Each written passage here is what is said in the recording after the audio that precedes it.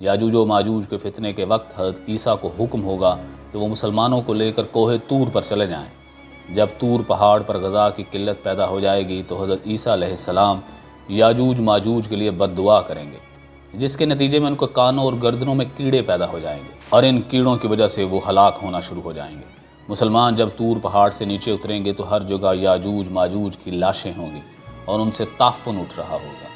حضرت عیسیٰ علیہ السلام دعا کریں گے، جس کے بعد خاص قسم کے پرندے ان کی لاشوں کو اٹھا کر جہاں اللہ چاہے گا وہاں لے جائیں گے۔ اس کے بعد شدید بارشیں ہوں گی اور ہر چیز دھل کر اجلی ہو جائے گی۔ یاجوج و ماجوج کے بارے میں مختلف روایات میں آتا ہے کہ یہ 9 حصے ہیں۔ انسان اور جنات ایک حصہ آبادی ہیں۔ جہنم میں بھی ہر 10 میں سے 9 کا تعلق یاجوج ماجوج سے ہوگا۔ ان کی جسمانی ساخت کے بارے میں مختلف روایات بیان کی جاتی ہیں۔ ایک روایت میں آتا ہے کہ یاجوج و ماجوج کے لوگ کئی قسم کے ہیں، بعض شمشاد کی طرح لمبے